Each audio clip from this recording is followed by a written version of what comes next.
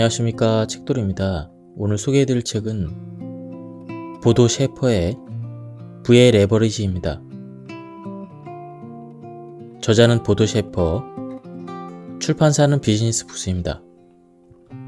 저자 소개를 간단하게 하겠습니다. 보도 셰퍼, 독일 최고의 금융 전문가에서 세계적인 머니 코치이자 강연가로 25년 넘게 활동하며 수천만 명의 삶을 바꿨다. 주요 저서로는 보도 셰퍼의 돈, 보도 셰퍼의 이기는 습관, 멘탈의 연금술 등이 있다. 그럼 바로 본문을 보도록 하겠습니다. 세상은 지금 변화를 마주하고 있다. 또 한 번의 경기 침체나 세계 공황 수준의 경제 위기가 일어날 수도 있다. 이런 상황 속에서 긍정적이고 근면 성실하게 살아온 사람들은 애써 이뤄온 결실을 잃어버릴까봐 두려워하고 있다. 나는 한국 사람들이 일하는 태도가 늘 인상 깊었다. 그래서 한국 사람들에게 이 책을 꼭 읽어보라고 권하고 싶다. 이 책에 내가 열심히 일해서 돈을 번 방식뿐만 아니라 똑똑하게 일하며 빠르게 부를 축적한 비밀까지 모두 펼쳐내 담았다. 세상은 달라지고 있고 우리는 이제 새로운 게임을 시작했다. 이 게임은 바로 새로운 수익의 창출이다. 과거의 오래된 규칙으로 이 게임에 뛰어든다면 당신은 결코 이길 수가 없다. 그러니 부디 이 책에 담긴 새로운 규칙을 읽기를 바란다. 그리고 그 규칙들을 반드시 당신의 일과 삶에 적용해 보길 바란다. 기억하라. 위기의 시대가 곧 기회의 시대이다. 지금 당신이 이 책을 읽으면 이 시대의 새로운 규칙을 가장 먼저 습득하는 사람이 될 수가 있다.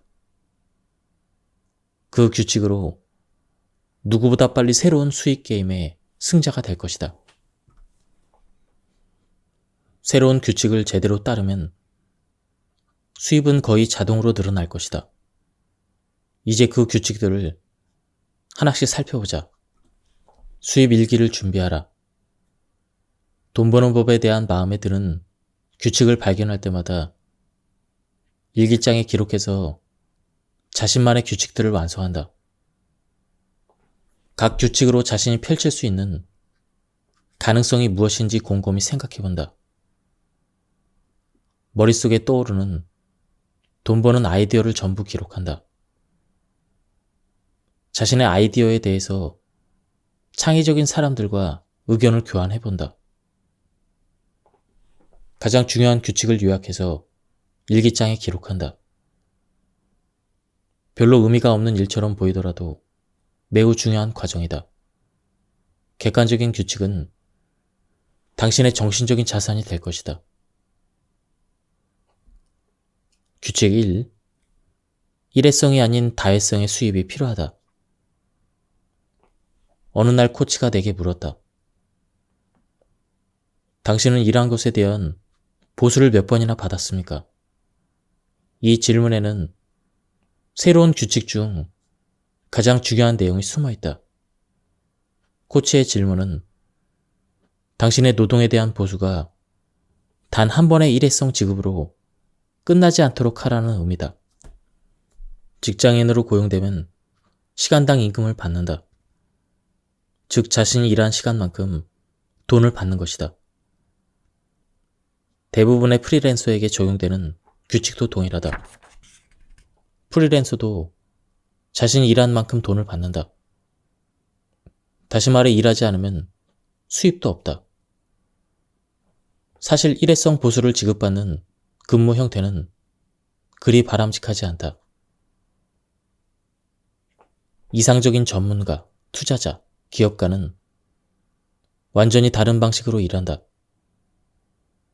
그들은 한 번 완수한 일의 대가로 여러 차례 돈을 받는다. 종종 한 번 이뤄낸 일로 평생 돈을 받기도 한다. 심지어 유산으로 상속해서 후손들에게 혜택이 돌아가는 경우도 있다. 이 책을 쓰고 출판사를 찾아다니던 시절에 차라리 종업원으로 근무하던 사람이 나보다 훨씬 더 수입이 많았을 것이다. 결과적으로 보면 나는 위험을 감수하며 이 일에 뛰어들었고 그 시절을 버티며 교훈을 얻었다. 당시만 해도 나는 집필과 출판 현황에 대해서 아는 것이 거의 전무한 상태였다. 하지만 가까스로 책이 출판되고 4년 안에 300만 부가 판매되면서 인쇄로 수백만 유로를 벌었다. 지금도 책이 팔리면 나는 출판사로부터 주기적으로 돈을 지급받고 있다. 이처럼 다회성으로 돈을 받는 시스템 혹은 직업은 여러 가지 분야에 존재한다.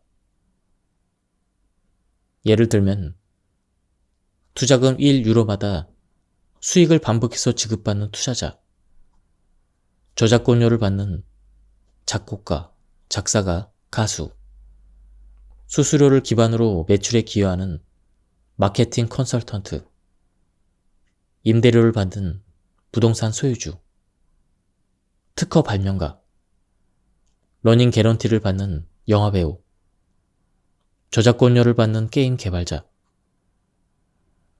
새로운 시스템의 사회에서는 더 이상 당신의 시간을 돈과 바꾸지 않아도 된다.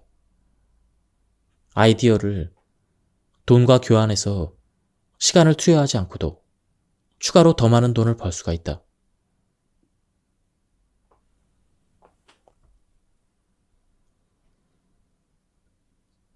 이기기 위한 게임을 하라. 무엇보다도 부자들은 자신이 성공할 것임을 확신했다. 물론 그들은 자신의 안전성을 확보하기 위해 누구보다 열심히 노력했다. 변화를 인식하고 명확하게 이해하는 방식을 습득했다. 사실 변화란 자신이 처한 상황을 제대로 이해하지 못하고 끝까지 과거의 관습에서 벗어나려 하지 않는 사람들에게만 위험하고 위협적인 것으로 보이기 마련이다. 당신은 어떠한가? 최근 5년 동안 위험을 무릅쓰고 무언가를 시도해 본 적이 있는가? 대다수의 사람은 어떻게든 위험을 피하려고 한다. 배움을 통해 변화에 대응하고 계속 성장하려는 자세가 준비되지 않았기 때문이다. 이처럼 위험을 회피하는 태도는 자신이 원래 벌 수 있었던 그만큼 벌지 못하게 된 주된 이유가 된다. 불을 쌓든 위험을 회피하든 누구나 자유와 안전성 중 한 가지를 결정해야 되는 순간을 맞이한다. 두 가지를 모두 선택하는 것은 불가능하다.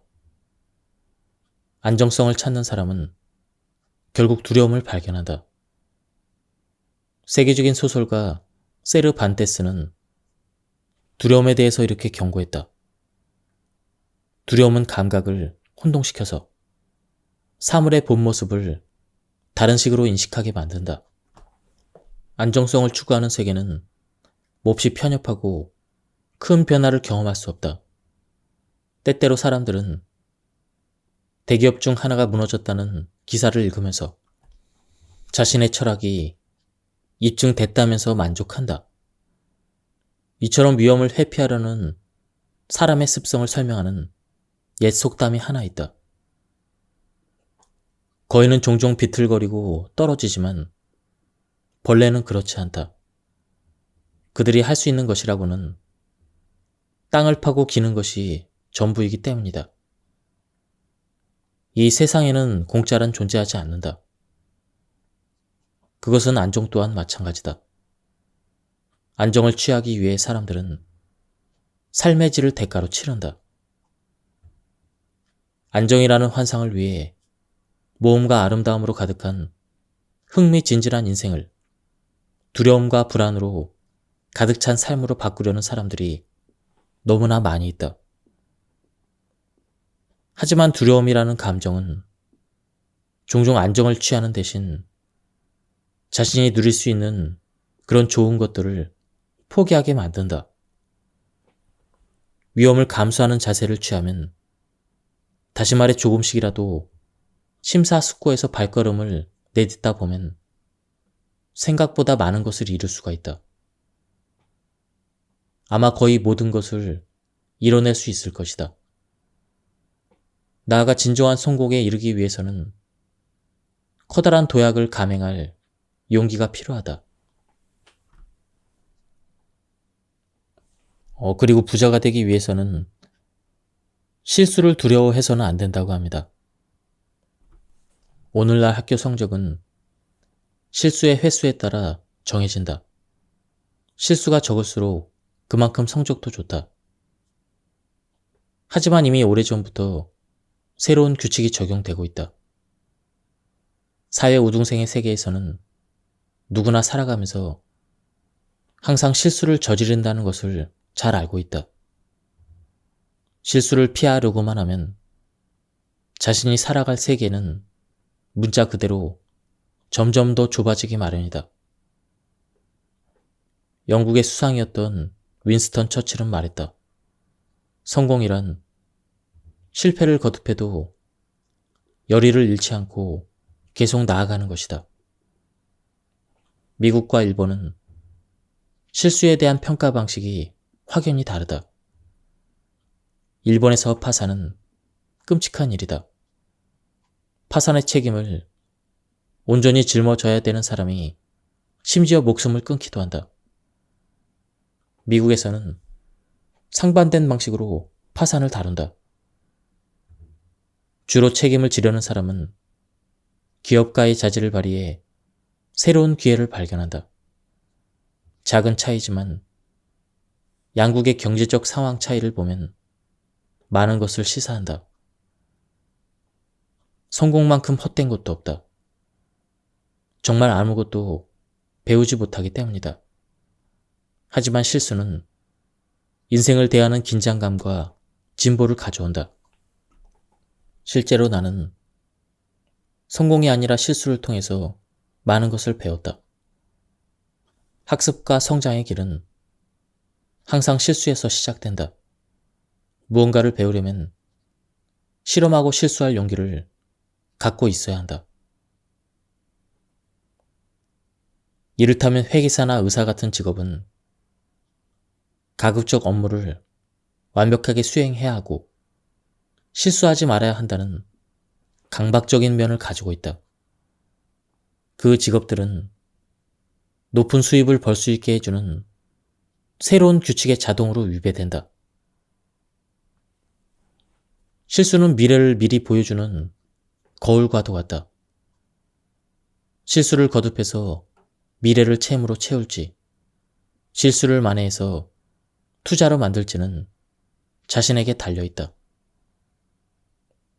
만약 실수로 빚이 생긴다면 위험한 상황을 마주할 때마다 움츠러들 것이다. 누군가 절대로 다시 새로운 시도를 하지 않겠다고 말하면 나는 그가 배움을 멈췄다고 판단한다. 실망감이 그의 성장을 멈춘 것이다. 많은 사람이 부자가 되지 못하는 이유도 자신의 실수를 계기로 행동을 멈췄기 때문이다. 그들은 자신이 느끼는 실망감에 대처하는 법을 학습하는 대신 앞으로 똑같은 일을 피하는 데만 급급한다. 성공한 사람들은 실수를 미래를 위한 투자라고 인식한다. 그들은 실수를 빨리 경험할수록 더 기뻐한다. 부자에게 실수는 정신적인 예금과도 같다. 그들은 실수를 통해 배우고 자신들의 투자가 풍성한 열매를 맺을 수 있도록 보살핀다. 성공한 사람들은 평생 공부한다. 그들은 끊임없이 성장하고 배운다. 학교 우등생을 배출하는 학교 교육은 평생 배워야 하는 학습 중 일부에 불과하다. 성공한 사람은 사회 우등생이 되기 위해 학교에서 배운 이론적인 지식들을 보충한다. 그들은 살면서 더 성공하고 행복해지는데 필요한 것들을 전부 배운다. 건강, 돈, 관계, 자기 자신 및 타인, 가치, 동기, 목표 등 모든 분야에 대해서 빠짐없이 배운다.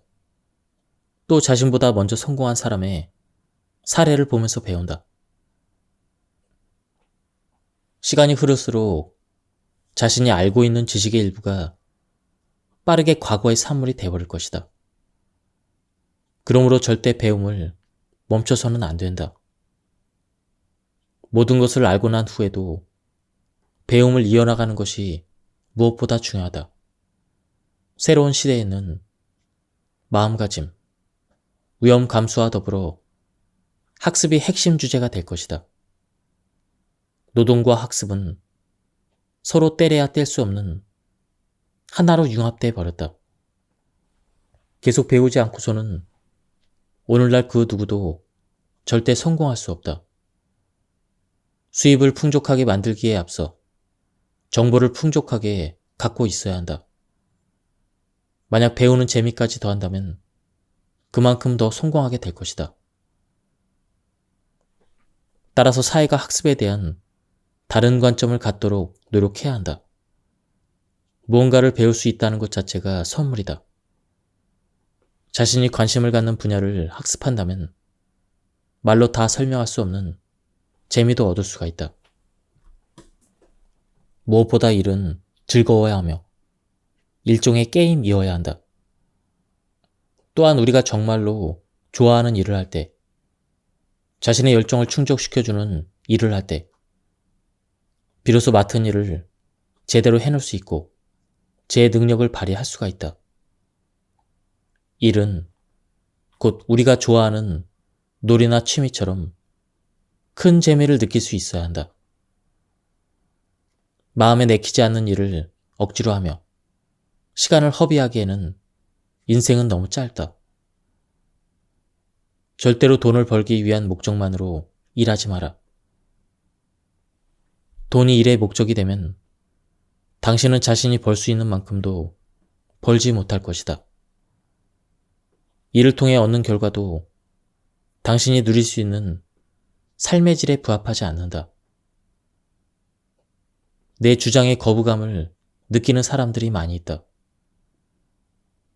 그들은 주로 과거에 규칙 안에서 생활하고 있기 때문이다.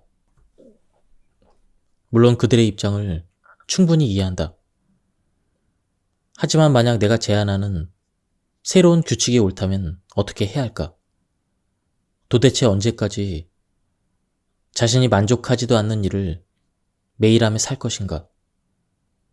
삶의 질은 자신이 믿고 따르는 규칙이 만들어내는 결과일 뿐이다. 랠프 월도 에머슨은 이렇게 말했다. 전통만 고수하는 사람은 언제나 같은 곳에 머무르게 될 것이다. 전통을 집어던져 버리는 사람만이 온 세계를 그의 손에 쥐게 된다. 자신의 장점을 강화하라. 단점을 없앤다고 부자가 되지 않는다. 예컨대 철자 하나 틀리지 않고 맞춤법에 능하다고 해서 높은 수입을 얻는 것은 아니다. 탁월한 성과를 달성하는 사람들이 부를 차지한다. 평균 정도의 능력은 평균적인 임금을, 월등한 능력은 월등한 임금을 각각 차지한다.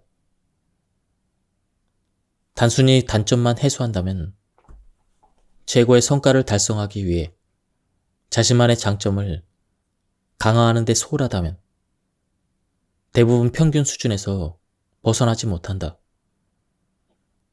아무도 그런 사람들에게는 관심을 제대로 기울이지 않는다. 결국 평범한 사람은 누구나 할 수 있는 일을 하는데 그치고 만다. 평균적인 가치로 평가되는 사람은 사막에 널린 무수한 모래알처럼 흔하다.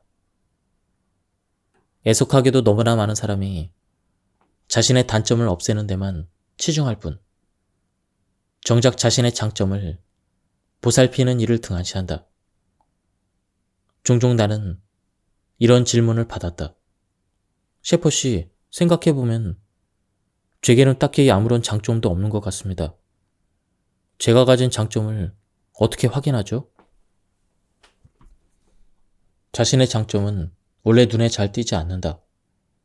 쉽게 떠오르면 당연한 것이라고 치부하기 일쑤다.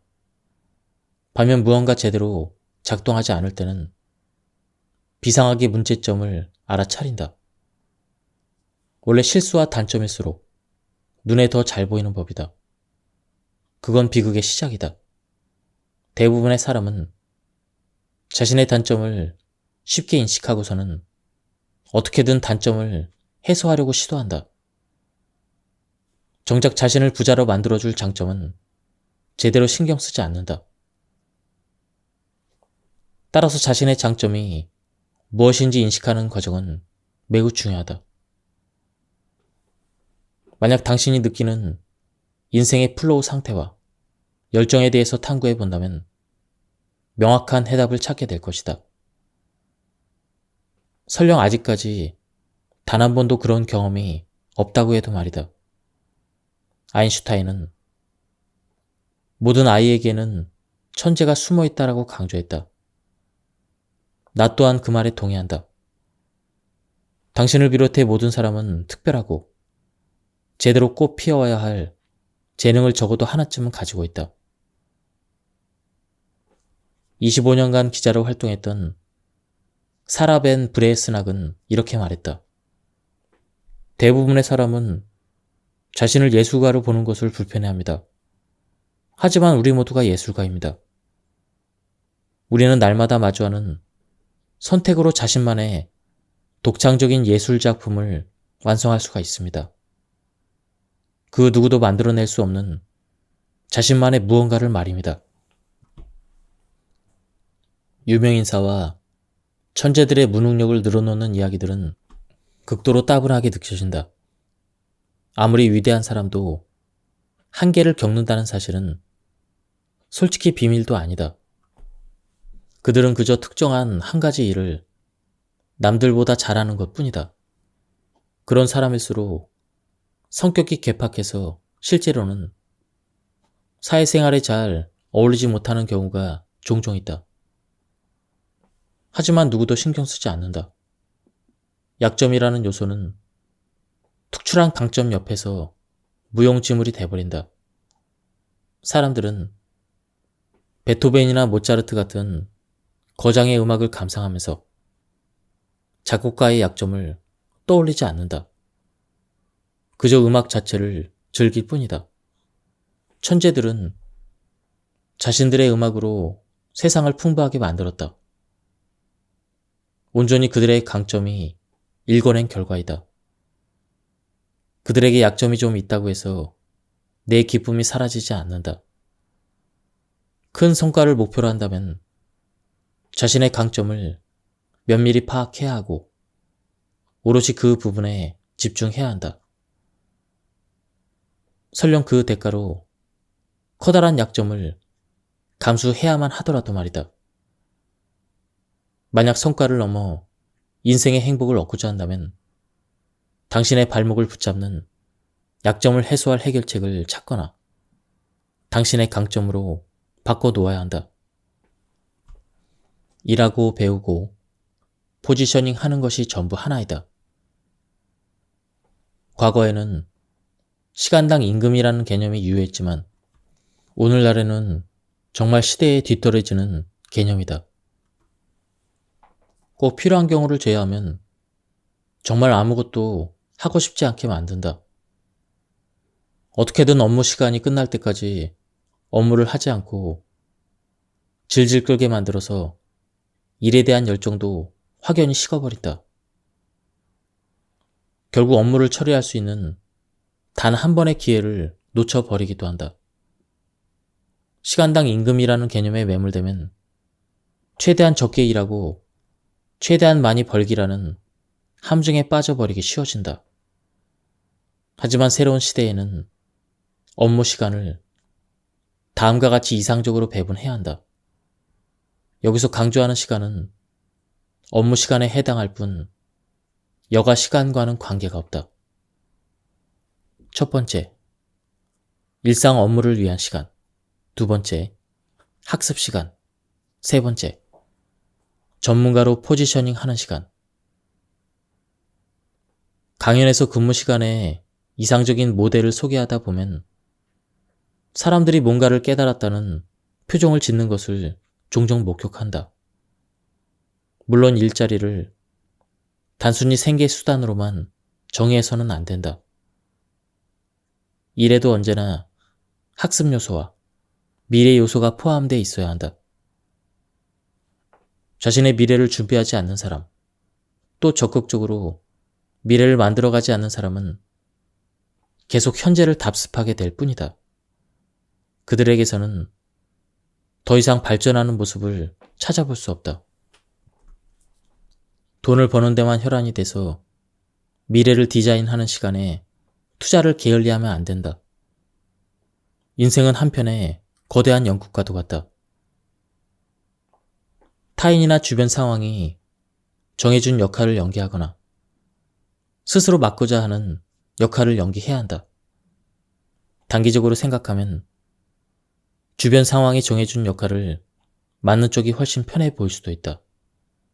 하지만 장기적인 관점에서 보면 결국 스스로 만족하지 못할 뿐 아니라 타인이 조종하는 삶을 견뎌야 한다.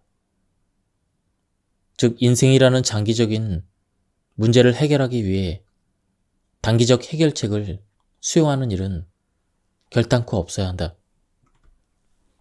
하루는 세탁기가 고장이 나서 새 제품을 사기 위해 시내로 향했다. 총 6곳에서 가격을 비교했다. 5시간 후에 나는 아주 좋은 가격으로 세탁기를 구매했고 약 35유로를 아낄 수가 있었다. 내 사연을 들은 코치는 깊은 한숨을 쉬었다. 빈곤층과 중산층만이 돈을 아끼려는 목적으로 자기 시간을 투입합니다. 부자들은 시간을 아끼기 위해서 돈을 쓰죠. 그들에게는 시간이 돈보다 더 가치가 있으니까요. 5시간이라면 발품 팔아 아낀 35유로보다 훨씬 더 많은 돈을 벌 수 있는 시간입니다. 이어서 코치가 말했다. 가난한 사람들은 돈을 벌기 위해 일하고 중산층은 돈을 벌기 위해서 더 열심히 일합니다. 하지만 부자들은 돈이 자신을 위해서 일하도록 만듭니다. 코치의 말을 들은 나는 마음속으로 생각했다. 말이야 그럴듯하지. 하지만 코치는 내 생각을 읽은 듯 내 생각이 미래를 좌우한다고 설명했다. 그리고 이어서 말했다. 가난한 사람들은 종종 자신이 무엇을 원하는지조차 모릅니다. 그러다 보니 아무것도 얻지 못할 때가 생깁니다. 중산층이라면 내가 할 수 있는 일이 아니야. 이렇게 말합니다. 그들 중 대다수가 또 그렇게 얻지 못합니다. 내일 부자가 될 사람들은 오늘 당장 이렇게 질문합니다. 어떻게 하면 그걸 얻어낼 수 있을까? 이렇게 말입니다. 나는 그 차이가 무엇인지 궁금해서 코치에게 질문했다. 실제로 모든 분야의 사고방식이 그렇게 다른 겁니까? 코치가 대답했다. 거의 모든 경우가 그렇죠. 불확실성을 감수하고 도전해보세요. 부자들은 기꺼이 위험을 감수합니다. 그리고 위험을 측정할 수 있는 불확실성이라고 생각합니다. 반면 가난한 사람들은 위험을 마주하면 가장 먼저 실패할 위험성부터 봅니다. 중산층은 불확실성을 통해서 위험과 기회를 동시에 보죠. 그리고 그 두 가지 중에 무엇이 될지는 순전히 우연에 달려있다고 생각합니다. 전반적인 시장 분위기가 좋다면 주식을 사겠지만 나쁠 때는 연금을 납입합니다. 사실 가난이라는 말은 용기의 결핍이라는 말에서 비롯된 것이기도 합니다. 무릇 차이를 만드는 것은 어떤 상황에 달려있지 않다. 자신이 처한 상황을 어떻게 해석하는지가 중요하다. 불교 선종에는 이런 격언이 있다. 자고로 아름다운 여인은 모든 연인에게 크나큰 기쁨이지만 고행자에게는 견제해야 될 대상이고 늑대에게는 그저 맛있는 한 끼 식사에 불과하다. 다음은 실직에 대처하는 법입니다.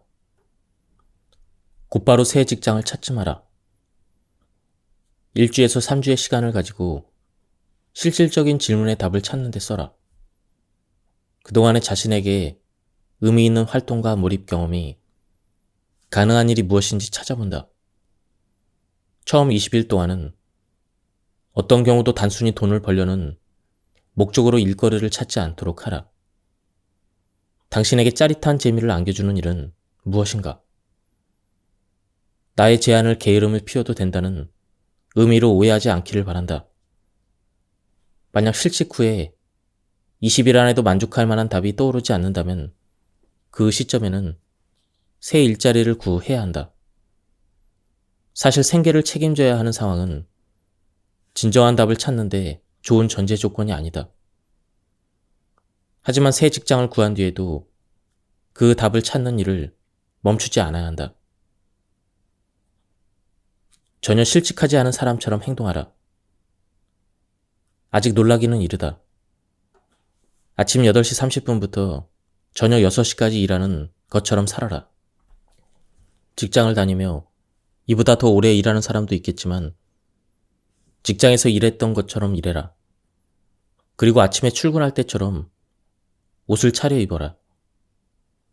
그대로 집을 나서서 누구에게도 방해받지 않고 일할 장소를 찾는 것이 이상적이다. 직장에 출근한 친구의 집을 활용할 수도 있다. 무엇보다 규칙적인 생활을 하라. 그러면 당장 당신에게 생길 수 있는 최악의 적, 즉 게을러지는 사태를 예방할 수가 있다. 또한 어느 누구도 방해하지 못한다는 장점도 있다. 당신이 일자리에서 해고당했을지언정 당신이 할 일은 무엇이든지 찾을 수가 있다. 언제, 그리고 얼마나 일하고 싶은지를 직접 결정하라. 이제 그 누구도 그 권한을 가로챌 수 없다. 실직자들이 새 직장을 구하기 위해 일주일에 평균 몇 시간을 쓰는지 알고 있는가? 고작 5시간에 불과하다. 그 정도로 노력하는 사람을 위한 일자리는 없을 뿐만 아니라 그런 사람은 실제로 일도 제대로 하지 않을 것이다. 앞으로 100일 동안의 일정을 세워라. 처음 열흘에서 20일은 당신이 재미를 느끼는 일을 찾는 데 활용하라. 나머지 90일은 이번 장 후반에 소개하는 구직 활동 방법에 따라 움직여라. 당신이 이 단계를 따르기만 한다면 앞으로 100일 안에 단순한 일자리를 넘어설 뿐 아니라 훨씬 재미를 느낄 수 있는 일을 찾게 될 것이다. 이탈리아 경제학자 파레토는 일찍이 사람들이 버는 돈의 80%가 자신이 행하는 활동의 20%에서 비롯된다는 파레토 법칙을 발견했다. 굉장히 널리 알려진 법칙이지만 파레토 법칙에서 교훈을 얻는 사람은 극소수에 불과하다. 파레토 법칙을 수입에 대입하면 당신이 근무하는 그 시간의 80%가 낭비되거나 적어도 최적으로 활용되지 못하고 있다는 사실을 알게 될 것이다. 매출에 직접적인 영향을 미치지 못하는 활동이 무려 80%나 된다는 말이다. 서류 정리, 물류 시스템 구축, 업무 환경 조성, 사무용품 구매, 전화 통화, 우편물 정리 등 정말 많은 일을 하지만 정작 수입을 창출하는 데는 필요 없다는 말과 같다. 당신은 이렇게 변명할지 모른다. 하지만 이런 일도 해야만 하지 않나요? 옳은 지적이다. 업무를 위해 반드시 필요한 일들을 소홀히 하는 기업은 장기적으로 성공하기 힘들다. 20%의 필수적인 일을 제외한 나머지 80%의 활동은 어떻게 해야 할까? 직업마다 수입의 규모를 결정하고 소득을 창출하는 핵심적인 업무가 있기 마련이다. 가장 먼저 그러한 임무를 찾아서 집중해야 한다. 성공한 사람들은 업무에서 핵심적인 20%의 활동을 가장 먼저 처리하고 나머지 80%의 활동을 뒤로 미룬다. 나폴레옹은 우편물을 한 달에 딱 한 차례만 확인했다고 한다. 편지를 바꿔서 한 달이 지난 후에도 자신의 관심을 끄는 편지에만 회신했다. 일정 시간이 지나면 우편물의 내용은 대부분 이미 지나간 일이거나 진부해졌기 때문에 읽지 않고 그대로 던져버릴 수가 있었다. 그런데 왜 사람들은 나머지 80%의 활동을 우선시 하는 걸까? 핵심적인 업무가 아닌 그러한 일들이 일단 재미가 있고 쉬워 보이기 때문이다. 당장 수입을 창출할 수 있는 일부터 처리하라. 우선 업무 중 핵심적인 20%의 주요 활동을 완료하면 나머지 시간에 무엇을 할지 충분히 생각해 볼 수가 있다. 공부를 해도 좋고 포지셔닝을 위한 활동을 할 수도 있다. 또 다른 수입을 생산하는 활동을 해야 할지 결정할 수도 있다. 20%의 일을 처리했다면 서두를 필요가 없다. 자신의 업무를 천천히 수행하고 확인해야만 그 밖의 주요 활동에서 최상의 성과를 달성할 수가 있다. 할 일 목록을 만들어 20%에 해당하는 주요 활동이 무엇이고 80%에 해당하는 활동은 무엇인지 확인한다. 80%의 활동을 가급적 다른 사람에게 위임한다. 그러면 혹시라도 그 업무에서 실수가 발생해도 피해를 최소화할 수가 있다. 하지만 당신이 위임하는 모든 일들을 관리하고 검수하는 것을 잊으면 안 된다. 당신이 두려워하는 일을 우선적으로 처리한다. 모든 업무를 시작하기에 앞서 잘못될 리가 없다고 확신한다면 지금 당장 무엇을 해야 할지 찾는다. 가장 실행하기 힘든 것부터 처리한다. 서류 작업은 되도록 한 번에 끝낸다. 누구나 성공을 경험한 적이 있다. 하지만 그것을 성공으로 인식하고 기억하고 있는가가 자신감을 갖추는 데 결정적인 역할을 한다. 성공에 대한 기억을 꾸준히 연장할 수 있는 최고의 형태는 바로 기록해 두는 것이다. 당신의 성공만을 선택적으로 기록해 두면 당신이 직접 경험했던 그 일 중에서 미래에 강화하고 다시 맞이하고 싶은 부분만을 결정할 수가 있다. 성공에 집중하면 새로운 성공이 나타난다. 성공일기. 당신에게는 자신감을 키워줄 도구가 필요하다. 나는 누구나 시도해 볼 수 있는 성공일기를 제안한다. 성공일기는 모든 형태의 성공을 이루는 데 아주 중요한 도구이다. 먼저 빈 공책에 매일 당신이 제대로 해낸 5가지 일을 기록한다. 시간이 날 때마다 자신이 성공을 이루기 위해 어떤 능력을 활용했는지 고민해본다. 성공일기를 처음 시작할 때 나는 이 훈련법을 과소평가했다.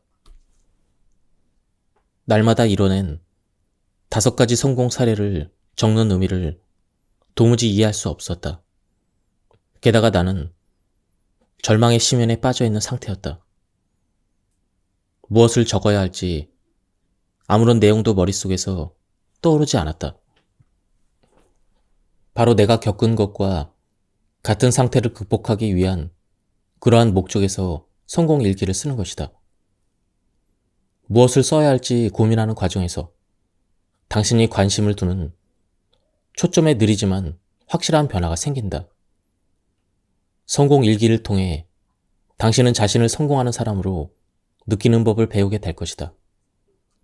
일기의 효과는 입증된 처방전과도 같다. 모든 시대를 막론하고 성공한 사람들은 일기를 썼다. 일기 안에는 그들의 목표와 성공에 관한 내용이 담겨 있다. 그들처럼 자신에 대한 기록을 남길 정도로 스스로를 중요하게 생각하라. 살아볼 만한 가치가 있는 삶은 기록할 만한 가치가 있다.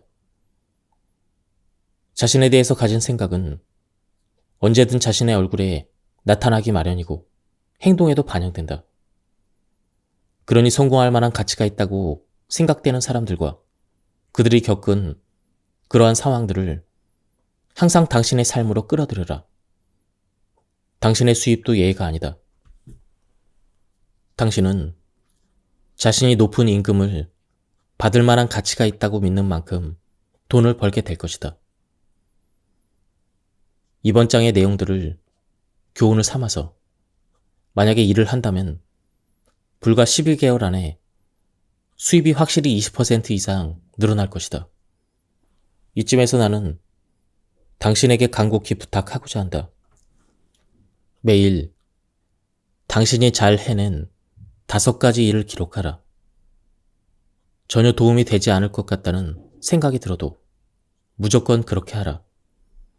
아마도 당신은 깜짝 놀라게 될 것이다. 내가 제안한 훈련이 쓸모없다는 것을 손수 증명하고자 꽤 많은 사람들이 일기를 쓰기 시작했다.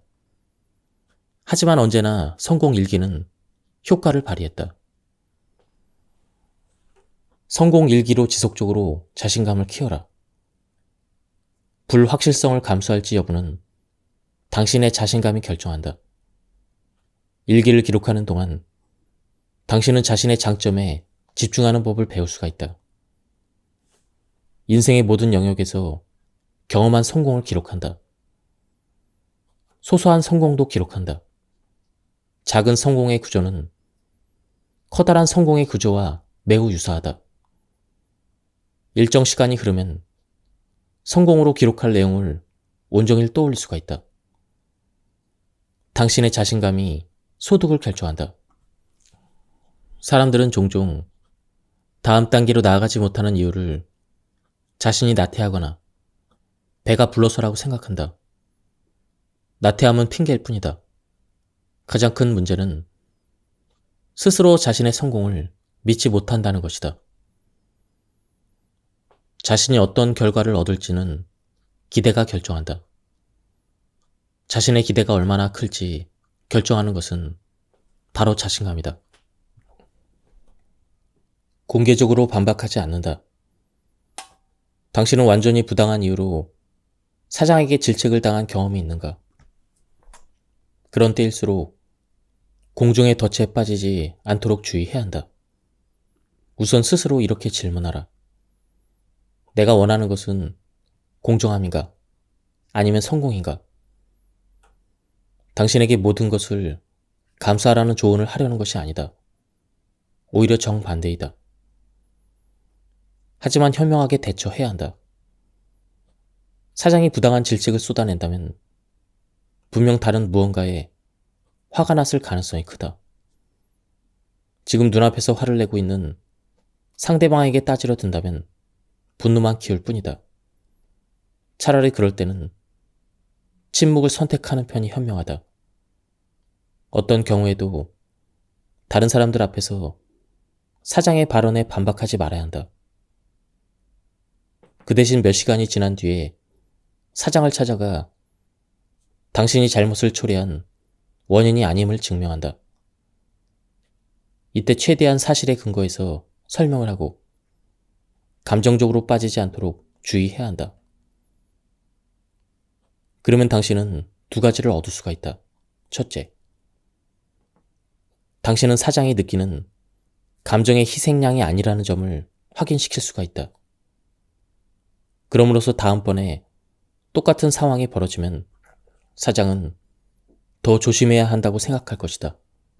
둘째, 부적절한 대우에 분노하지 않고 사실에 입각해서 차근차근 설명하는 태도를 보임으로써 당신은 더욱 굳건한 지위를 확보할 수가 있다.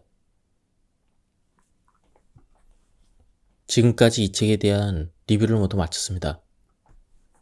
이 책은 책 초반에 부자가 될 수 있는 마인드에 대해서 자세히 설명이 나와 있었습니다. 오늘은 그 부분에 대해서 자세히 요약해서 설명해 드렸습니다. 뒤에는 더 구체적인 방법들이 많이 나와 있었습니다. 한번 책을 구해서 읽어보실 것을 추천드립니다. 여기서 리뷰를 마치도록 하겠습니다. 감사합니다. 안녕하십니까, 책돌이입니다. 오늘 소개해드릴 책은 보도 셰퍼의 부의 레버리지입니다. 저자는 보도 셰퍼, 출판사는 비즈니스 부스입니다. 저자 소개를 간단하게 하겠습니다. 보도 셰퍼, 독일 최고의 금융 전문가에서 세계적인 머니 코치이자 강연가로 25년 넘게 활동하며 수천만 명의 삶을 바꿨다. 주요 저서로는 보도 셰퍼의 돈, 보도 셰퍼의 이기는 습관, 멘탈의 연금술 등이 있다. 그럼 바로 본문을 보도록 하겠습니다. 세상은 지금 변화를 마주하고 있다. 또 한 번의 경기 침체나 세계 공황 수준의 경제 위기가 일어날 수도 있다. 이런 상황 속에서 긍정적이고 근면 성실하게 살아온 사람들은 애써 이뤄온 결실을 잃어버릴까봐 두려워하고 있다. 나는 한국 사람들이 일하는 태도가 늘 인상 깊었다. 그래서 한국 사람들에게 이 책을 꼭 읽어보라고 권하고 싶다. 이 책에 내가 열심히 일해서 돈을 번 방식뿐만 아니라 똑똑하게 일하며 빠르게 부를 축적한 비밀까지 모두 펼쳐내 담았다.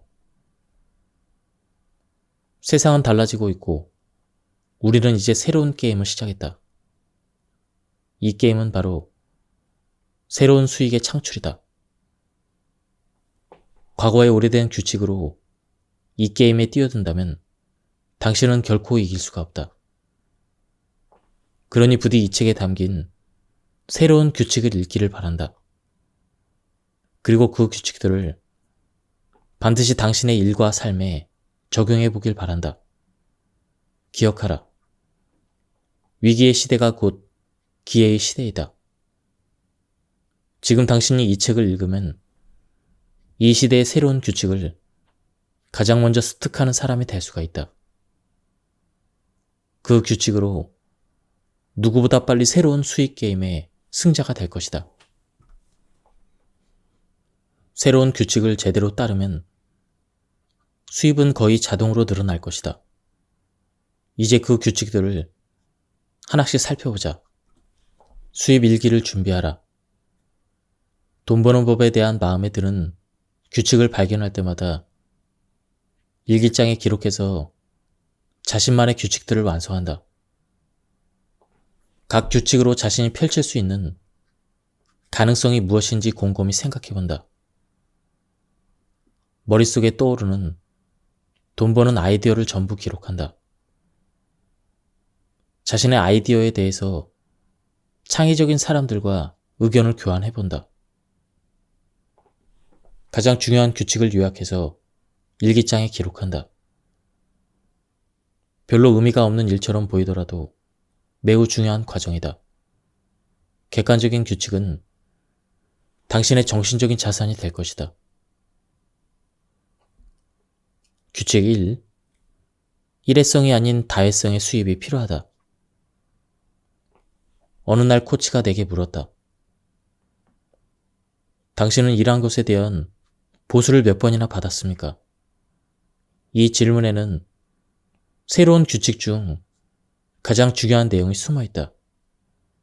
코치의 질문은 당신의 노동에 대한 보수가 단 한 번의 일회성 지급으로 끝나지 않도록 하라는 의미다. 직장인으로 고용되면 시간당 임금을 받는다. 즉 자신이 일한 시간만큼 돈을 받는 것이다. 대부분의 프리랜서에게 적용되는 규칙도 동일하다. 프리랜서도 자신이 일한 만큼 돈을 받는다. 다시 말해 일하지 않으면 수입도 없다. 사실 일회성 보수를 지급받는 근무 형태는 그리 바람직하지 않다. 이상적인 전문가, 투자자, 기업가는 완전히 다른 방식으로 일한다. 그들은 한 번 완수한 일의 대가로 여러 차례 돈을 받는다. 종종 한 번 이뤄낸 일로 평생 돈을 받기도 한다. 심지어 유산으로 상속해서 후손들에게 혜택이 돌아가는 경우도 있다. 이 책을 쓰고 출판사를 찾아다니던 시절에 차라리 종업원으로 근무하던 사람이 나보다 훨씬 더 수입이 많았을 것이다. 결과적으로 보면 나는 위험을 감수하며 이 일에 뛰어들었고 그 시절을 버티며 교훈을 얻었다. 당시만 해도 나는 집필과 출판 현황에 대해서 아는 것이 거의 전무한 상태였다. 하지만 가까스로 책이 출판되고 4년 안에 300만 부가 판매되면서 인쇄로 수백만 유로를 벌었다. 지금도 책이 팔리면 나는 출판사로부터 주기적으로 돈을 지급받고 있다. 이처럼 다회성으로 돈을 받는 시스템 혹은 직업은 여러 가지 분야에 존재한다. 예를 들면 투자금 1유로마다 수익을 반복해서 지급받는 투자자, 저작권료를 받는 작곡가, 작사가, 가수, 수수료를 기반으로 매출에 기여하는 마케팅 컨설턴트, 임대료를 받는 부동산 소유주, 특허 발명가, 러닝 개런티를 받는 영화배우, 저작권료를 받는 게임 개발자. 새로운 시스템의 사회에서는 더 이상 당신의 시간을 돈과 바꾸지 않아도 된다. 아이디어를 돈과 교환해서 시간을 투여하지 않고도 추가로 더 많은 돈을 벌 수가 있다.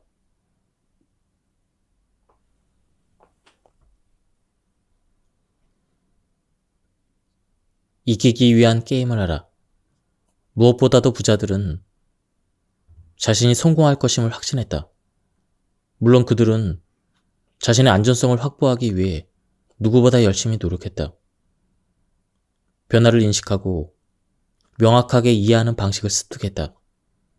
사실 변화란 자신이 처한 상황을 제대로 이해하지 못하고 끝까지 과거의 관습에서 벗어나려 하지 않는 사람들에게만 위험하고 위협적인 것으로 보이기 마련이다.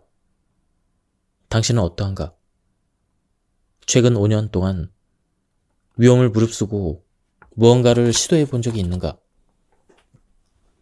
대다수의 사람은 어떻게든 위험을 피하려고 한다. 배움을 통해 변화에 대응하고 계속 성장하려는 자세가 준비되지 않았기 때문이다. 이처럼 위험을 회피하는 태도는 자신이 원래 벌 수 있었던 그만큼 벌지 못하게 된 주된 이유가 된다. 불을 쌓든 위험을 회피하든 누구나 자유와 안전성 중 한 가지를 결정해야 되는 순간을 맞이한다. 두 가지를 모두 선택하는 것은 불가능하다. 안정성을 찾는 사람은 결국 두려움을 발견한다. 세계적인 소설가 세르반테스는 두려움에 대해서 이렇게 경고했다.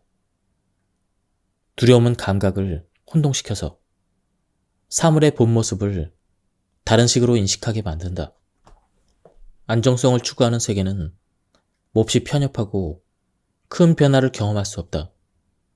때때로 사람들은 대기업 중 하나가 무너졌다는 기사를 읽으면서 자신의 철학이 입증됐다면서 만족한다.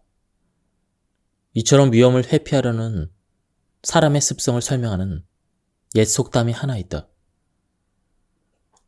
거인은 종종 비틀거리고 떨어지지만 벌레는 그렇지 않다. 그들이 할 수 있는 것이라고는 땅을 파고 기는 것이 전부이기 때문이다. 이 세상에는 공짜란 존재하지 않는다. 그것은 안정 또한 마찬가지다. 안정을 취하기 위해 사람들은 삶의 질을 대가로 치른다. 안정이라는 환상을 위해 모험과 아름다움으로 가득한 흥미진진한 인생을 두려움과 불안으로 가득 찬 삶으로 바꾸려는 사람들이 너무나 많이 있다. 하지만 두려움이라는 감정은 종종 안정을 취하는 대신 자신이 누릴 수 있는 그런 좋은 것들을 포기하게 만든다. 위험을 감수하는 자세를 취하면 다시 말해 조금씩이라도 심사숙고해서 발걸음을 내딛다 보면 생각보다 많은 것을 이룰 수가 있다.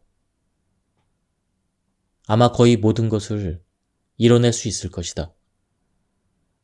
나아가 진정한 성공에 이르기 위해서는 커다란 도약을 감행할 용기가 필요하다.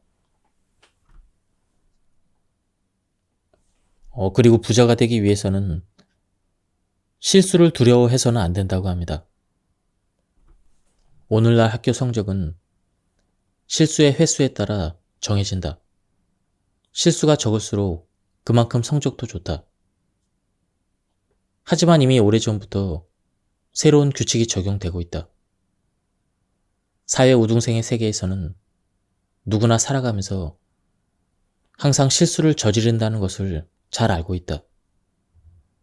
실수를 피하려고만 하면 자신이 살아갈 세계는 문자 그대로 점점 더 좁아지기 마련이다.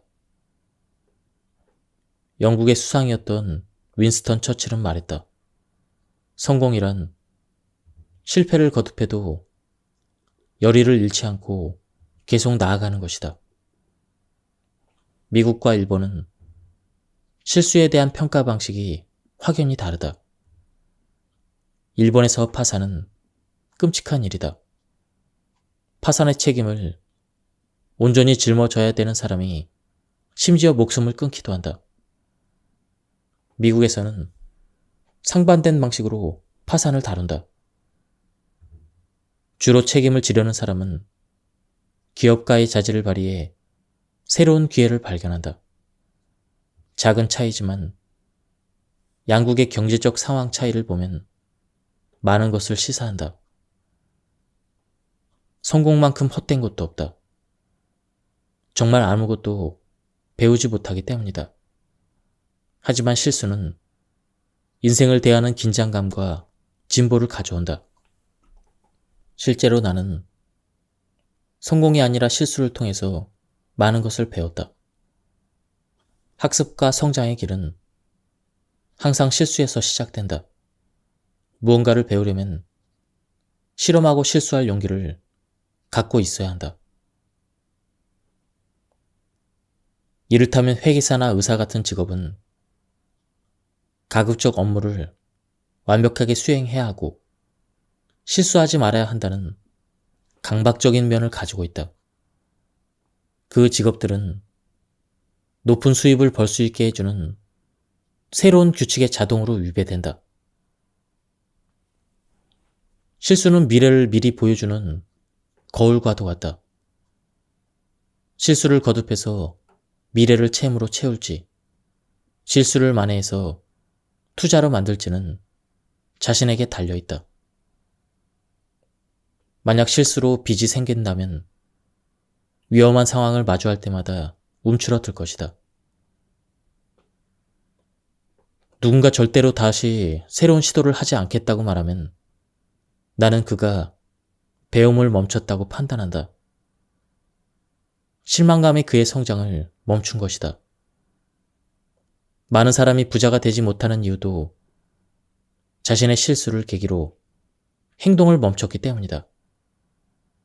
그들은 자신이 느끼는 실망감에 대처하는 법을 학습하는 대신 앞으로 똑같은 일을 피하는 데만 급급한다. 성공한 사람들은 실수를 미래를 위한 투자라고 인식한다. 그들은 실수를 빨리 경험할수록 더 기뻐한다. 부자에게 실수는 정신적인 예금과도 같다. 그들은 실수를 통해 배우고 자신들의 투자가 풍성한 열매를 맺을 수 있도록 보살핀다. 성공한 사람들은 평생 공부한다. 그들은 끊임없이 성장하고 배운다. 학교 우등생을 배출하는 학교 교육은 평생 배워야 하는 학습 중 일부에 불과하다.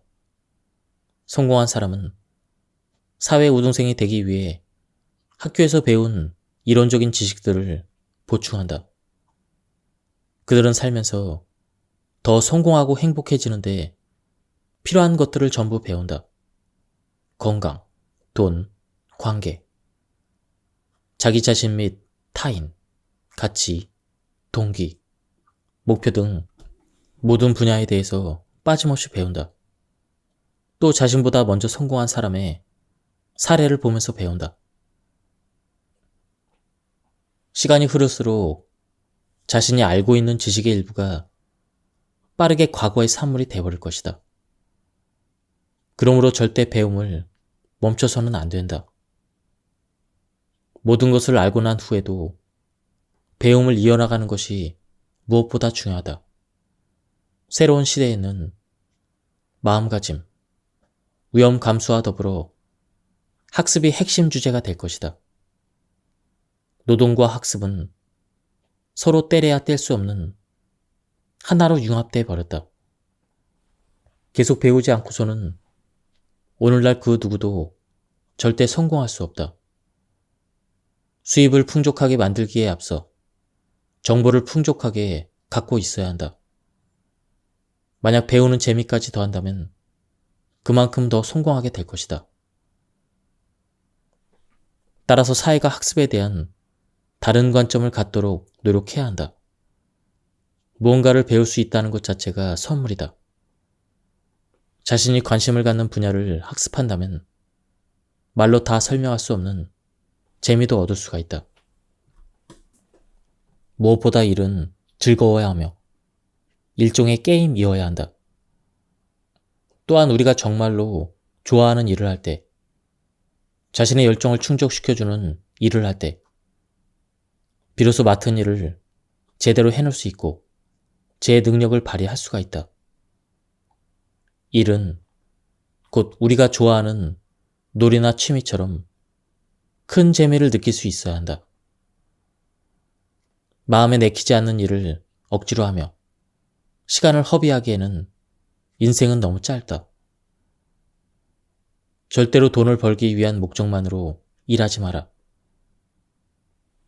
돈이 일의 목적이 되면 당신은 자신이 벌 수 있는 만큼도 벌지 못할 것이다. 이를 통해 얻는 결과도 당신이 누릴 수 있는 삶의 질에 부합하지 않는다. 내 주장에 거부감을 느끼는 사람들이 많이 있다. 그들은 주로 과거에 규칙 안에서 생활하고 있기 때문이다. 물론 그들의 입장을 충분히 이해한다.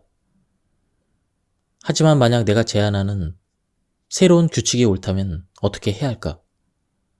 도대체 언제까지 자신이 만족하지도 않는 일을 매일 하며 살 것인가? 삶의 질은 자신이 믿고 따르는 규칙이 만들어내는 결과일 뿐이다. 랠프 월도 에머슨은 이렇게 말했다. 전통만 고수하는 사람은 언제나 같은 곳에 머무르게 될 것이다. 전통을 집어던져 버리는 사람만이 온 세계를 그의 손에 쥐게 된다. 자신의 장점을 강화하라. 단점을 없앤다고 부자가 되지 않는다. 예컨대 철자 하나 틀리지 않고 맞춤법에 능하다고 해서 높은 수입을 얻는 것은 아니다. 탁월한 성과를 달성하는 사람들이 부를 차지한다. 평균 정도의 능력은 평균적인 임금을, 월등한 능력은 월등한 임금을 각각 차지한다. 단순히 단점만 해소한다면 최고의 성과를 달성하기 위해 자신만의 장점을 강화하는 데 소홀하다면 대부분 평균 수준에서 벗어나지 못한다. 아무도 그런 사람들에게는 관심을 제대로 기울이지 않는다. 결국 평범한 사람은 누구나 할 수 있는 일을 하는데 그치고 만다. 평균적인 가치로 평가되는 사람은 사막에 널린 무수한 모래알처럼 흔하다. 애석하게도 너무나 많은 사람이 자신의 단점을 없애는 데만 치중할 뿐, 정작 자신의 장점을 보살피는 일을 등한시한다. 종종 나는 이런 질문을 받았다. 셰퍼씨, 생각해보면 제게는 딱히 아무런 장점도 없는 것 같습니다. 제가 가진 장점을 어떻게 확인하죠? 자신의 장점은 원래 눈에 잘 띄지 않는다. 쉽게 떠오르면 당연한 것이라고 치부하기 일쑤다. 반면 무언가 제대로 작동하지 않을 때는 비상하게 문제점을 알아차린다. 원래 실수와 단점일수록 눈에 더 잘 보이는 법이다. 그건 비극의 시작이다. 대부분의 사람은 자신의 단점을 쉽게 인식하고서는 어떻게든 단점을 해소하려고 시도한다. 정작 자신을 부자로 만들어줄 장점은 제대로 신경 쓰지 않는다. 따라서 자신의 장점이 무엇인지 인식하는 과정은 매우 중요하다. 만약 당신이 느끼는 인생의 플로우 상태와 열정에 대해서 탐구해 본다면 명확한 해답을 찾게 될 것이다. 설령 아직까지 단 한 번도 그런 경험이 없다고 해도 말이다. 아인슈타인은 모든 아이에게는 천재가 숨어 있다라고 강조했다. 나 또한 그 말에 동의한다. 당신을 비롯해 모든 사람은 특별하고 제대로 꽃 피워야 할 재능을 적어도 하나쯤은 가지고 있다. 25년간 기자로 활동했던 사라 벤 브레스낙은 이렇게 말했다. 대부분의 사람은 자신을 예술가로 보는 것을 불편해합니다. 하지만 우리 모두가 예술가입니다. 우리는 날마다 마주하는 선택으로 자신만의 독창적인 예술 작품을 완성할 수가 있습니다. 그 누구도 만들어낼 수 없는 자신만의 무언가를 말입니다. 유명인사와 천재들의 무능력을 늘어놓는 이야기들은 극도로 따분하게 느껴진다. 아무리 위대한 사람도 한계를 겪는다는 사실은 솔직히 비밀도 아니다. 그들은 그저 특정한 한 가지 일을 남들보다 잘하는 것 뿐이다. 그런 사람일수록 성격이 괴팍해서 실제로는 사회생활에 잘 어울리지 못하는 경우가 종종 있다. 하지만 누구도 신경 쓰지 않는다. 약점이라는 요소는 특출한 강점 옆에서 무용지물이 돼버린다.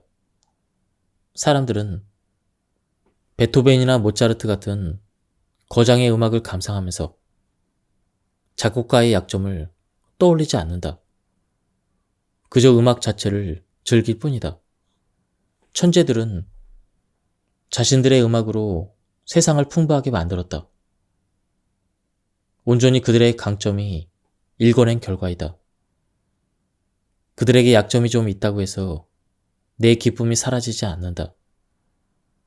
큰 성과를 목표로 한다면 자신의 강점을 면밀히 파악해야 하고 오롯이 그 부분에 집중해야 한다. 설령 그 대가로 커다란 약점을 감수해야만 하더라도 말이다. 만약 성과를 넘어 인생의 행복을 얻고자 한다면 당신의 발목을 붙잡는 약점을 해소할 해결책을 찾거나 당신의 강점으로 바꿔놓아야 한다. 일하고 배우고 포지셔닝 하는 것이 전부 하나이다. 과거에는 시간당 임금이라는 개념이 유효했지만 오늘날에는 정말 시대에 뒤떨어지는 개념이다. 꼭 필요한 경우를 제외하면 정말 아무것도 하고 싶지 않게 만든다. 어떻게든 업무 시간이 끝날 때까지 업무를 하지 않고 질질 끌게 만들어서 일에 대한 열정도 확연히 식어버린다. 결국 업무를 처리할 수 있는 단 한 번의 기회를 놓쳐버리기도 한다. 시간당 임금이라는 개념에 매몰되면 최대한 적게 일하고 최대한 많이 벌기라는 함정에 빠져버리기 쉬워진다. 하지만 새로운 시대에는 업무 시간을 다음과 같이 이상적으로 배분해야 한다. 여기서 강조하는 시간은 업무 시간에 해당할 뿐 여가 시간과는 관계가 없다. 첫 번째, 일상 업무를 위한 시간. 두 번째, 학습 시간. 세 번째, 전문가로 포지셔닝 하는 시간. 강연에서 근무 시간에 이상적인 모델을 소개하다 보면 사람들이 뭔가를 깨달았다는 표정을 짓는 것을 종종 목격한다. 물론 일자리를 단순히 생계 수단으로만 정의해서는 안 된다. 일에도 언제나 학습 요소와 미래 요소가 포함되어 있어야 한다. 자신의 미래를 준비하지 않는 사람, 또 적극적으로 미래를 만들어가지 않는 사람은 계속 현재를 답습하게 될 뿐이다. 그들에게서는 더 이상 발전하는 모습을 찾아볼 수 없다. 돈을 버는 데만 혈안이 돼서 미래를 디자인하는 시간에 투자를 게을리하면 안 된다. 인생은 한편의 거대한 연극과도 같다. 타인이나 주변 상황이 정해준 역할을 연기하거나 스스로 맡고자 하는 역할을 연기해야 한다. 단기적으로 생각하면 주변 상황이 정해준 역할을 맡는 쪽이 훨씬 편해 보일 수도 있다. 하지만 장기적인 관점에서 보면 결국 스스로 만족하지 못할 뿐 아니라 타인이 조종하는 삶을 견뎌야 한다. 즉, 인생이라는 장기적인 문제를 해결하기 위해 단기적 해결책을 수용하는 일은 결단코 없어야 한다. 하루는 세탁기가 고장이 나서 새 제품을 사기 위해 시내로 향했다. 총 6곳에서 가격을 비교했다.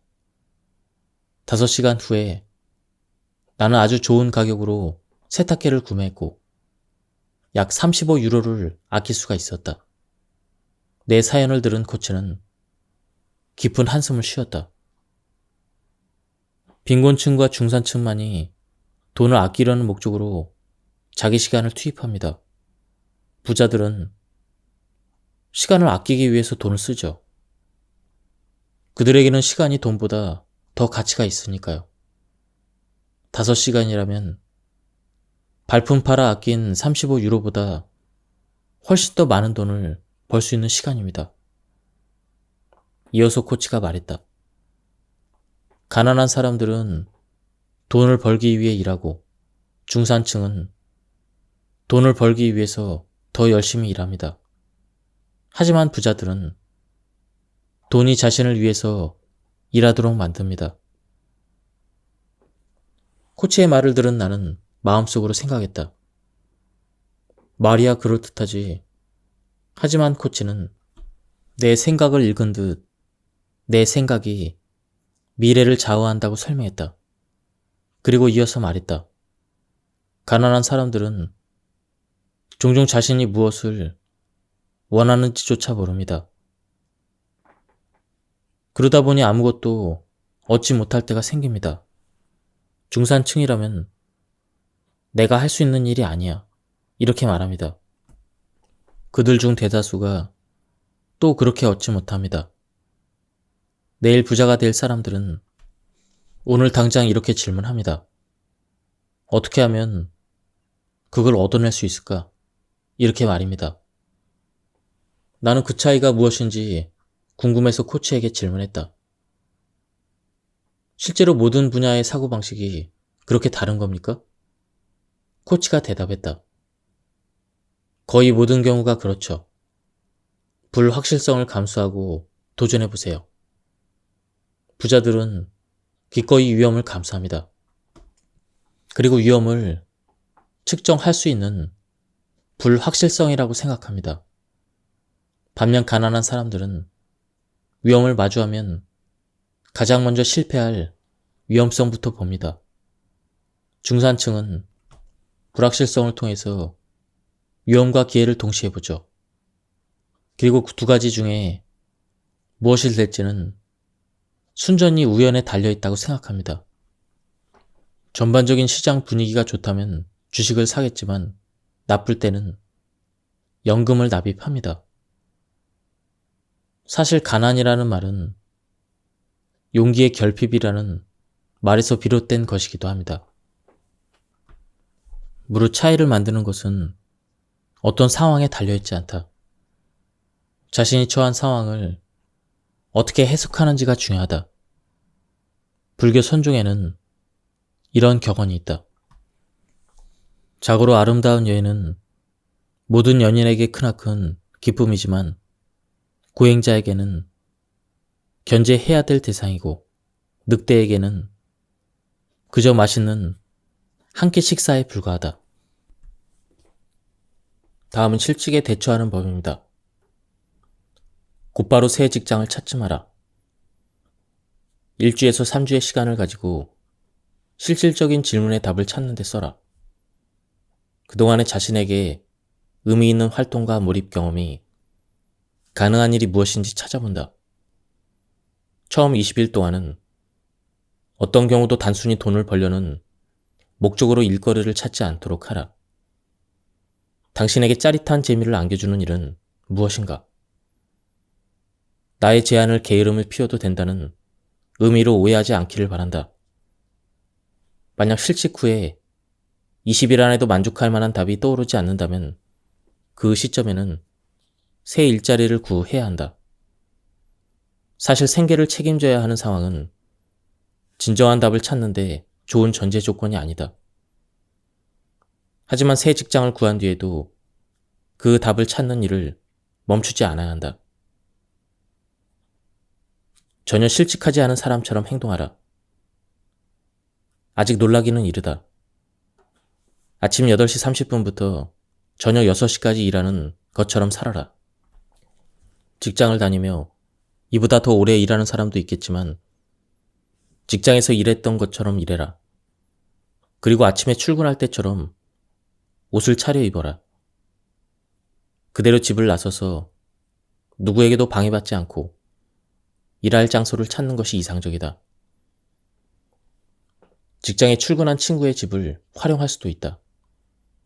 무엇보다 규칙적인 생활을 하라. 그러면 당장 당신에게 생길 수 있는 최악의 적, 즉 게을러지는 사태를 예방할 수가 있다. 또한 어느 누구도 방해하지 못한다는 장점도 있다.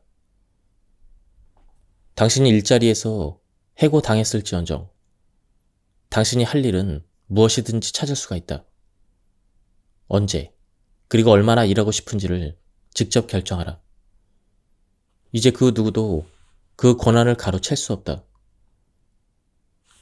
실직자들이 새 직장을 구하기 위해 일주일에 평균 몇 시간을 쓰는지 알고 있는가?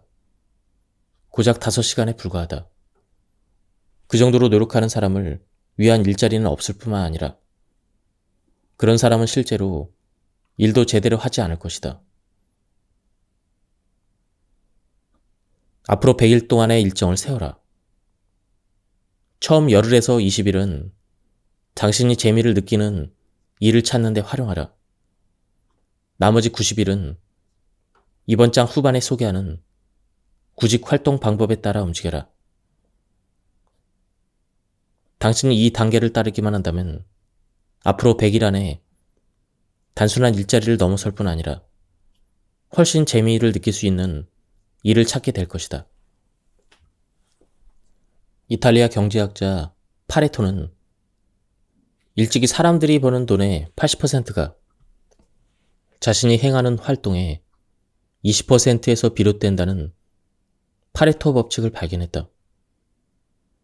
굉장히 널리 알려진 법칙이지만 파레토 법칙에서 교훈을 얻는 사람은 극소수에 불과하다. 파레토 법칙을 수입에 대입하면 당신이 근무하는 그 시간의 80%가 낭비되거나 적어도 최적으로 활용되지 못하고 있다는 사실을 알게 될 것이다. 매출에 직접적인 영향을 미치지 못하는 활동이 무려 80%나 된다는 말이다. 서류 정리, 물류 시스템 구축, 업무 환경 조성, 사무용품 구매, 전화 통화, 우편물 정리 등 정말 많은 일을 하지만 정작 수입을 창출하는 데는 필요 없다는 말과 같다. 당신은 이렇게 변명할지 모른다.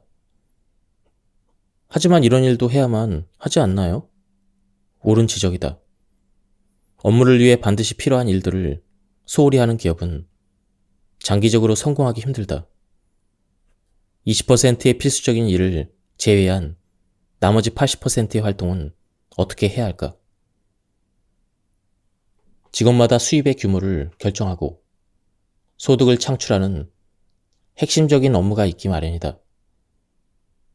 가장 먼저 그러한 임무를 찾아서 집중해야 한다. 성공한 사람들은 업무에서 핵심적인 20%의 활동을 가장 먼저 처리하고 나머지 80%의 활동을 뒤로 미룬다. 나폴레옹은 우편물을 한 달에 딱 한 차례만 확인했다고 한다. 편지를 바꿔서 한 달이 지난 후에도 자신의 관심을 끄는 편지에만 회신했다. 일정 시간이 지나면 우편물의 내용은 대부분 이미 지나간 일이거나 진부해졌기 때문에 읽지 않고 그대로 던져버릴 수가 있었다. 그런데 왜 사람들은 나머지 80%의 활동을 우선시 하는 걸까? 핵심적인 업무가 아닌 그러한 일들이 일단 재미가 있고 쉬워 보이기 때문이다. 당장 수입을 창출할 수 있는 일부터 처리하라. 우선 업무 중 핵심적인 20%의 주요 활동을 완료하면 나머지 시간에 무엇을 할지 충분히 생각해 볼 수가 있다. 공부를 해도 좋고 포지셔닝을 위한 활동을 할 수도 있다. 또 다른 수입을 생산하는 활동을 해야 할지 결정할 수도 있다. 20%의 일을 처리했다면 서두를 필요가 없다. 자신의 업무를 천천히 수행하고 확인해야만 그 밖의 주요 활동에서 최상의 성과를 달성할 수가 있다. 할 일 목록을 만들어 20%에 해당하는 주요 활동이 무엇이고 80%에 해당하는 활동은 무엇인지 확인한다. 80%의 활동을 가급적 다른 사람에게 위임한다. 그러면 혹시라도 그 업무에서 실수가 발생해도 피해를 최소화할 수가 있다. 하지만 당신이 위임하는 모든 일들을 관리하고 검수하는 것을 잊으면 안 된다. 당신이 두려워하는 일을 우선적으로 처리한다. 모든 업무를 시작하기에 앞서 잘못될 리가 없다고 확신한다면 지금 당장 무엇을 해야 할지 찾는다. 가장 실행하기 힘든 것부터 처리한다. 서류 작업은 되도록 한 번에 끝낸다. 누구나 성공을 경험한 적이 있다. 하지만 그것을 성공으로 인식하고 기억하고 있는가가 자신감을 갖추는 데 결정적인 역할을 한다. 성공에 대한 기억을 꾸준히 연장할 수 있는 최고의 형태는 바로 기록해 두는 것이다. 당신의 성공만을 선택적으로 기록해 두면 당신이 직접 경험했던 그 일 중에서 미래에 강화하고 다시 맞이하고 싶은 부분만을 결정할 수가 있다. 성공에 집중하면 새로운 성공이 나타난다. 성공일기. 당신에게는 자신감을 키워줄 도구가 필요하다. 나는 누구나 시도해 볼 수 있는 성공일기를 제안한다. 성공일기는 모든 형태의 성공을 이루는 데 아주 중요한 도구이다. 먼저 빈 공책에 매일 당신이 제대로 해낸 5가지 일을 기록한다. 시간이 날 때마다 자신이 성공을 이루기 위해 어떤 능력을 활용했는지 고민해본다. 성공일기를 처음 시작할 때 나는 이 훈련법을 과소평가했다. 날마다 이뤄낸 5가지 성공 사례를 적는 의미를 도무지 이해할 수 없었다. 게다가 나는 절망의 심연에 빠져있는 상태였다. 무엇을 적어야 할지 아무런 내용도 머릿속에서 떠오르지 않았다. 바로 내가 겪은 것과 같은 상태를 극복하기 위한 그러한 목적에서 성공 일기를 쓰는 것이다. 무엇을 써야 할지 고민하는 과정에서 당신이 관심을 두는 초점에 느리지만 확실한 변화가 생긴다. 성공 일기를 통해 당신은 자신을 성공하는 사람으로 느끼는 법을 배우게 될 것이다. 일기의 효과는 입증된 처방전과도 같다. 모든 시대를 막론하고 성공한 사람들은 일기를 썼다. 일기 안에는 그들의 목표와 성공에 관한 내용이 담겨 있다. 그들처럼 자신에 대한 기록을 남길 정도로 스스로를 중요하게 생각하라.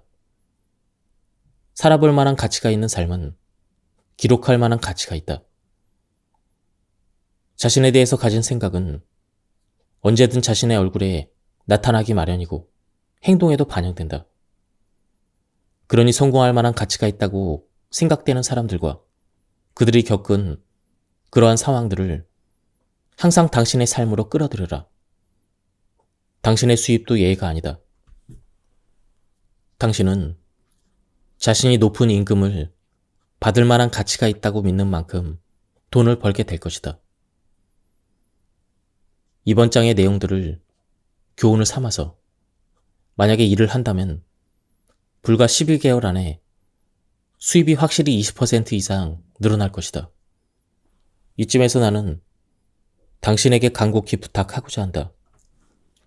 매일 당신이 잘 해낸 5가지 일을 기록하라. 전혀 도움이 되지 않을 것 같다는 생각이 들어도 무조건 그렇게 하라. 아마도 당신은 깜짝 놀라게 될 것이다. 내가 제안한 훈련이 쓸모없다는 것을 손수 증명하고자 꽤 많은 사람들이 일기를 쓰기 시작했다. 하지만 언제나 성공 일기는 효과를 발휘했다. 성공 일기로 지속적으로 자신감을 키워라. 불확실성을 감수할지 여부는 당신의 자신감이 결정한다. 일기를 기록하는 동안 당신은 자신의 장점에 집중하는 법을 배울 수가 있다. 인생의 모든 영역에서 경험한 성공을 기록한다. 소소한 성공도 기록한다. 작은 성공의 구조는 커다란 성공의 구조와 매우 유사하다. 일정 시간이 흐르면 성공으로 기록할 내용을 온종일 떠올릴 수가 있다. 당신의 자신감이 소득을 결정한다. 사람들은 종종 다음 단계로 나아가지 못하는 이유를 자신이 나태하거나 배가 불러서라고 생각한다. 나태함은 핑계일 뿐이다. 가장 큰 문제는 스스로 자신의 성공을 믿지 못한다는 것이다. 자신이 어떤 결과를 얻을지는 기대가 결정한다. 자신의 기대가 얼마나 클지 결정하는 것은 바로 자신감이다. 공개적으로 반박하지 않는다. 당신은 완전히 부당한 이유로 사장에게 질책을 당한 경험이 있는가? 그런 때일수록 공중의 덫에 빠지지 않도록 주의해야 한다. 우선 스스로 이렇게 질문하라. 내가 원하는 것은 공정함인가? 아니면 성공인가? 당신에게 모든 것을 감사하라는 조언을 하려는 것이 아니다. 오히려 정반대이다. 하지만 현명하게 대처해야 한다. 사장이 부당한 질책을 쏟아낸다면 분명 다른 무언가에 화가 났을 가능성이 크다. 지금 눈앞에서 화를 내고 있는 상대방에게 따지러 든다면 분노만 키울 뿐이다. 차라리 그럴 때는 침묵을 선택하는 편이 현명하다. 어떤 경우에도 다른 사람들 앞에서 사장의 발언에 반박하지 말아야 한다. 그 대신 몇 시간이 지난 뒤에 사장을 찾아가 당신이 잘못을 초래한 원인이 아님을 증명한다. 이때 최대한 사실에 근거해서 설명을 하고 감정적으로 빠지지 않도록 주의해야 한다. 그러면 당신은 두 가지를 얻을 수가 있다. 첫째, 당신은 사장이 느끼는 감정의 희생양이 아니라는 점을 확인시킬 수가 있다. 그럼으로써 다음번에 똑같은 상황이 벌어지면 사장은 더 조심해야 한다고 생각할 것이다. 둘째, 부적절한 대우에 분노하지 않고 사실에 입각해서 차근차근 설명하는 태도를 보임으로써 당신은 더욱 굳건한 지위를 확보할 수가 있다. 지금까지 이 책에 대한 리뷰를 모두 마쳤습니다. 이 책은 책 초반에 부자가 될 수 있는 마인드에 대해서 자세히 설명이 나와 있었습니다. 오늘은 그 부분에 대해서 자세히 요약해서 설명해 드렸습니다. 뒤에는 더 구체적인 방법들이 많이 나와 있었습니다. 한번 책을 구해서 읽어보실 것을 추천드립니다. 여기서 리뷰를 마치도록 하겠습니다. 감사합니다.